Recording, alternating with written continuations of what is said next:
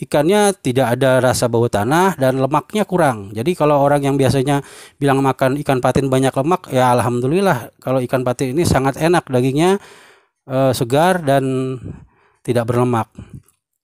Nah, ini kalau dilihat ini ikan nila yang merupakan anak dari induk yang lebih besar. Assalamualaikum warahmatullahi wabarakatuh. Ini kondisi ikannya. Jadi kalau dari sini ini memanjang ke depan. Oke guys ya, jangan lupa klik subscribe dan bunyikan tanda lonceng. Terima kasih. Halo guys, pada kesempatan pagi ini kita lihat bahwa bagian pertama yang sebelumnya sudah saya jelaskan tentang tanaman hidroponik. Ada tanaman hidroponik kami yang menggunakan media air kolam sebagai nutrisinya. Nah, ini yang saya perlihatkan ini adalah memanfaatkan sisa lahan kami yang kami buat untuk kolam ikan.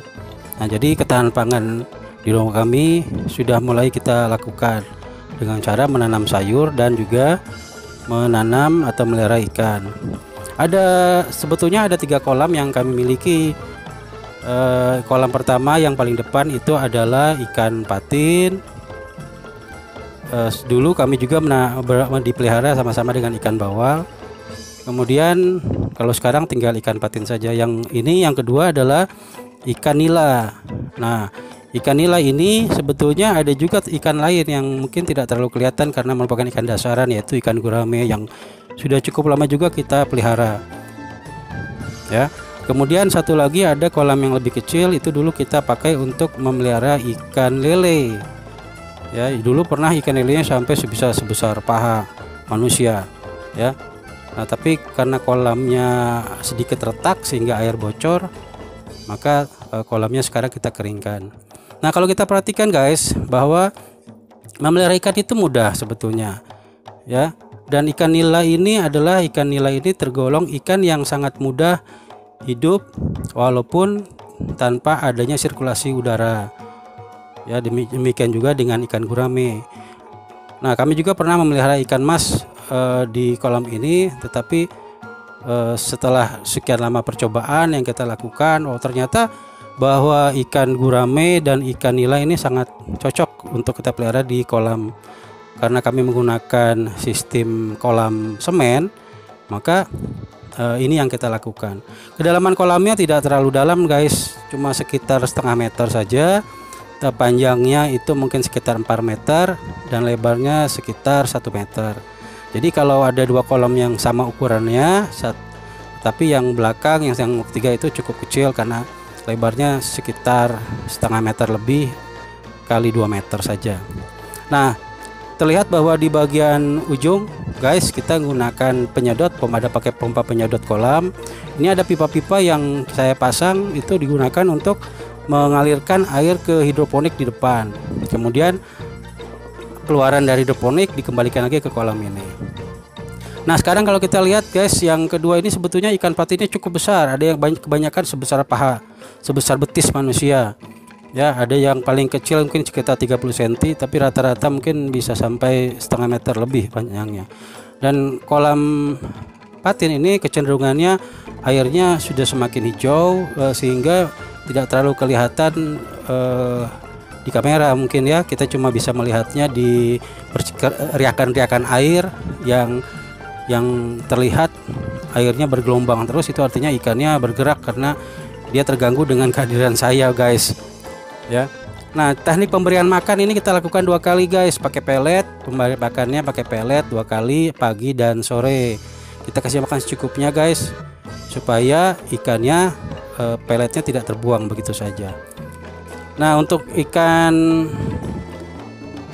patin ini kalau kita panen ini jauh-jauh berbeda dengan yang kita beli di pasar guys, ya. Bahwa ikannya tidak ada rasa bau tanah dan lemaknya kurang. Jadi kalau orang yang biasanya bilang makan ikan patin banyak lemak, ya alhamdulillah kalau ikan patin ini sangat enak dagingnya, segar dan tidak berlemak. Nah, ini kalau dilihat ini ikan nila yang merupakan anak dari induk yang lebih besar. Ini semuanya anak, kebanyakan anak-anaknya. Jadi mereka sudah berulang kali beranak, kemudian besar. Nanti kita ambil satu persatu untuk dipakai masak, dimakan.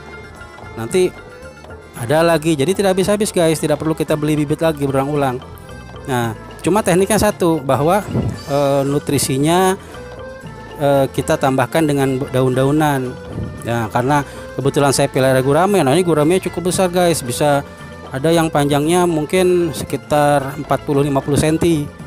Ada sekitar 9-10 ekor yang tersisa.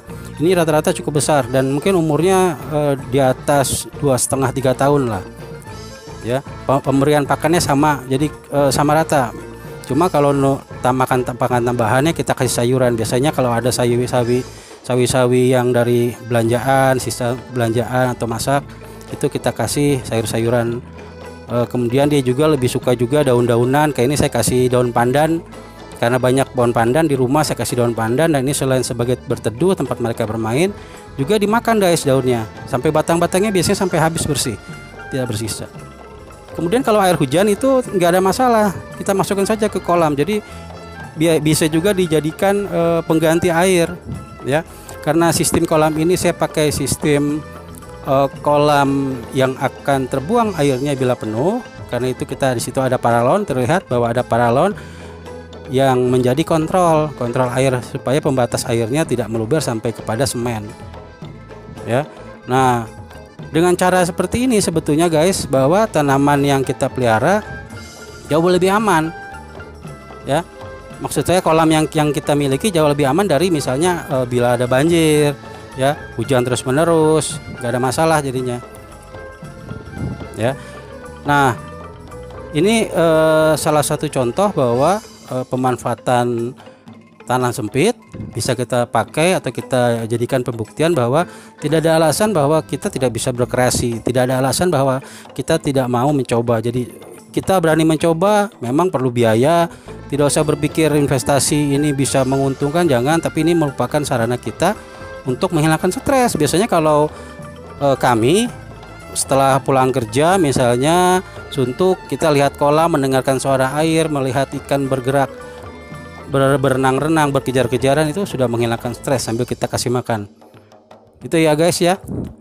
Nah, jangan lupa guys, di akhir video ini bagi yang belum subscribe silahkan subscribe dulu, di like, di komen, dan jangan lupa bunyikan loncengnya supaya ada informasi baru akan langsung masuk jadi notifikasi kalian. Terima kasih guys. Assalamualaikum warahmatullahi wabarakatuh.